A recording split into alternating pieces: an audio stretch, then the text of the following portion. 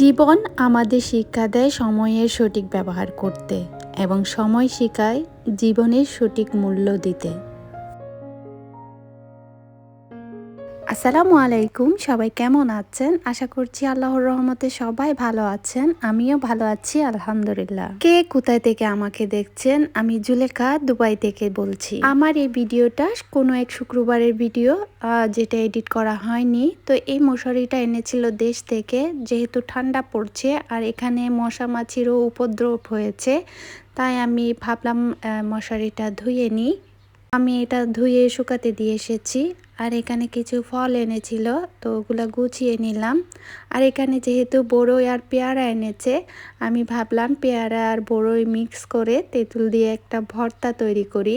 আর ভিডিওর শুরুতে আজকে একটা লাইক চেয়ে নিচ্ছি, প্লিজ একটা লাইক দিয়ে আমার ভিডিওটি কন্টিনিউ করবেন। আর আমার ভিডিও কোনো অংশ ভালো লাগলে আমার চ্যানেলটি সাবস্ক্রাইব করে পাশে থাকবেন। আর এসব ভর্তা, পেয়ারা, বড়ই আমার কিন্তু খুব পছন্দ দেখে আপনাদের ভাইয়া আমার জন্য এগুলা নিয়ে আসে। তো বড়িগুলো কিন্তু বাংলাদেশি দেশি বড়ির মতো ছিল। আর এই তেঁতুলগুলোও দেশ থেকে নিয়ে এসেছিল। তো যখন ভর্তা বানাচ্ছিলাম তখন সরিষার তেল শেষ ছিল, তো আনফর্চুনেটলি যেগুলো ছিল ওগুলা দিলেই বানিয়েছি।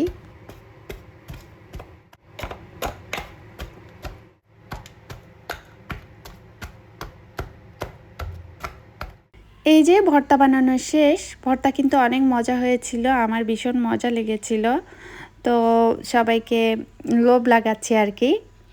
আর আমরা খাওয়া দাওয়ার পর অনেকটা বেঁচে ছিল, ওগুলো আমি রেখে দিয়েছিলাম।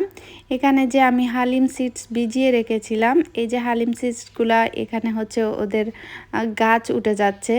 তো আমি এগুলো খাওয়া হয়নি, তাই এগুলো গাছ উঠে যাচ্ছে। তো এগুলো কী করবো, ওগুলো ফেলে দিব পরে, এখন ফেলার টাইম নেই। তো আমি এটা রেখে দিলাম।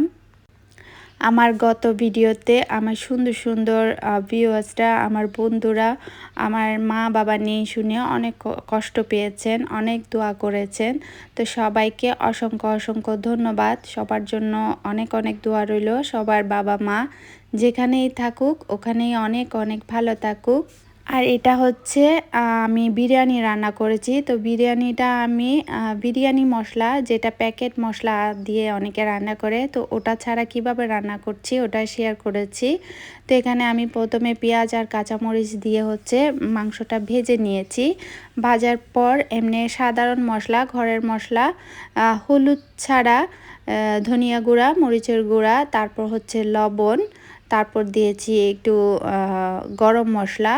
গরম মশলা আমি যেটা ঘরে একটা বানিয়েছি, সেটা ওখানে অনেক মানে যেটা গোটা মশলা ছিল সেখানে দারুচিনি, এলাচ, লবঙ্গ, তারপর আপনার জয়ত্রী, জয়ফল, তেজপাতা, তো এগুলো সব কিছু মিক্স করে একটা মশলা বানিয়েছি। তো এই মশলা দিয়ে ভালো করে ভেজে আমি মাংসটা কষাতে দিয়েছি। সাথে ছিল টমেটো, আদা রসুন পেস্ট, পেঁয়াজের পেস্টও ছিল। তো এভাবে হচ্ছে আমি মাংসটা সুন্দর করে কষানোর পর আলু ভেজে তারপরে মাংসের যেটা ঝোল ছিল ঝোলের মধ্যে ভালো করে রান্না করে নিচ্ছি, আর একটু সিদ্ধ হবে। আর যে মাংস ছিল মাংসটাকে আমি আলাদা ওই যে আলু যেখানে ফ্রাই করেছি ওখানে হচ্ছে ফ্রাই করে নিয়েছি একটু হালকা করে। আর এভাবে মাংসটা একটু ফ্রাই করে নিলে দেখবেন খেতে অনেক টেস্ট লাগে, আর এই বিরিয়ানির স্বাদটাও হবে অন্যরকম। তো আমরা চট্টগ্রামের মানুষেরা হচ্ছে এক রকমের রান্না করি, তো ওটাও একবার শেয়ার করব। আপনারা হচ্ছে তেহেরি, আবার বিরিয়ানি, কাচ্চি, এক একজনে এক এক টাইপের করে রান্না করেন। রান্না খাওয়া তো একই, কিন্তু এক একজনের হাতের প্রসেসিং এক এক রকম। দেখা যায় সবাই একই মশলা একই জিনিস দিয়ে রান্না করে, কিন্তু টেস্টের ডিফারেন্ট হয়, কারণ এটা পৃথিবীতে এক একজন হাতের রান্নার টেস্ট এক এক রকম থাকে। তো আমি এখানে তেজপাতাটা উঠিয়ে ফেলে দিচ্ছি, এটা আর কোনো কাজে লাগবে না। তো ভালো করে মশলার সাথে চালগুলা, তারপরে আলু, মাংস সব কিছু একটু পানি ছাড়া আগে একটু ভেজে নিব, যে ঝোল ছিল ওখানে। তারপর আমি দিয়ে দিচ্ছি গরম পানি।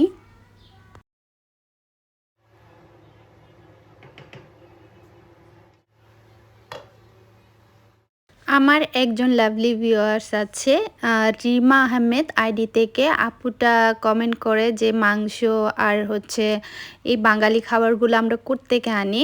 তো আপুটার উদ্দেশ্যে আমি দোকানটার নাম মেনশন করে দিলাম। আপু, আশা করি তুমি দোকানটায় গেলে সব কিছু বাঙালি খাবারগুলো পাবে।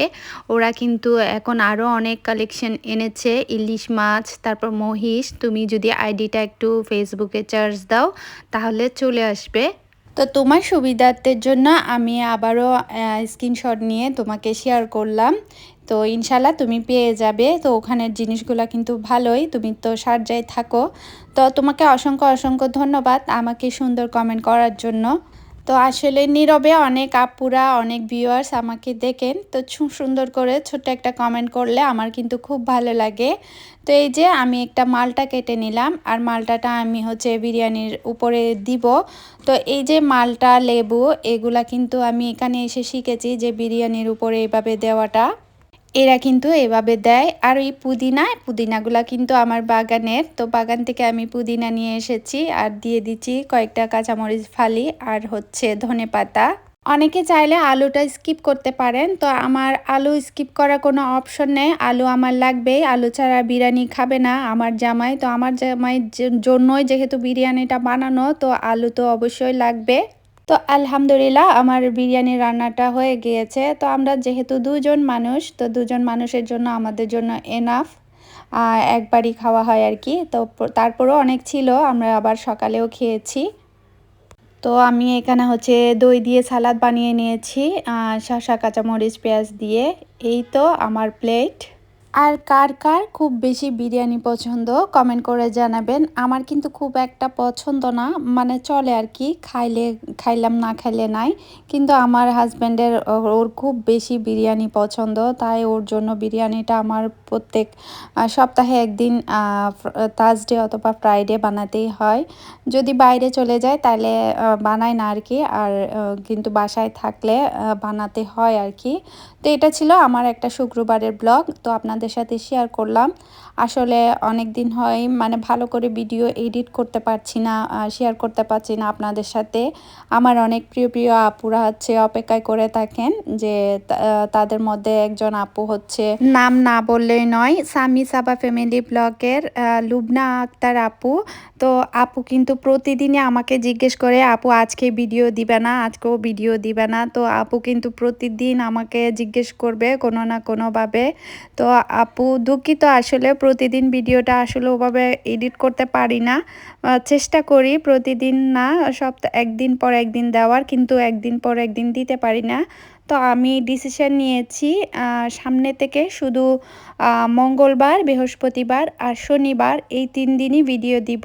তো এর মধ্যে আর কোনো ভিডিও আমি দিব না। আর আমি যেসব আপুদের ভিডিও দেখি সব সময় লাইক দিয়ে ফুল ওয়াচ করার চেষ্টা করি। তো আপুরা প্লিজ, আমার যারা ইউটিউবার আপুরা আছেন, বন্ধুরা আছেন, তো সবাই একটা লাইক দিয়ে অবশ্যই ভিডিওটা একটু কন্টিনিউ করার চেষ্টা করবেন।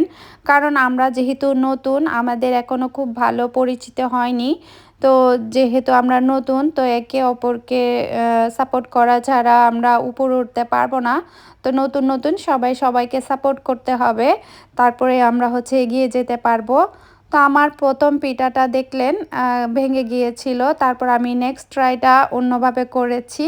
তো এইভাবেতে মাশাল্লাহ আমার পিঠাগুলো হয়েছে, সাকসেস হয়েছে। অনেকটা স্ট্রাগল করেছি পিঠা বানানোর জন্য। আসলে আমি পিঠাটা দেশে বানিয়েছিলাম, কিন্তু সব সঠিক যোগান পাচ্ছি না বলে পিঠাটা হচ্ছে না, নয়তো সব কিছু ঠিকঠাক ছিল। তো আমি চা দিয়ে খেয়ে নিয়েছিলাম। তো রাতের বেলায় আপনার ভাইয়া এসে বলতেছে ওয়াশিং মেশিনে নাকি অফার দিয়েছে লুলুতে। তো লুলু থেকে হচ্ছে আমরা একটা ওয়াশিং মেশিন নিব, আমার আগের মেশিনটা নষ্ট হয়ে গেছিলো।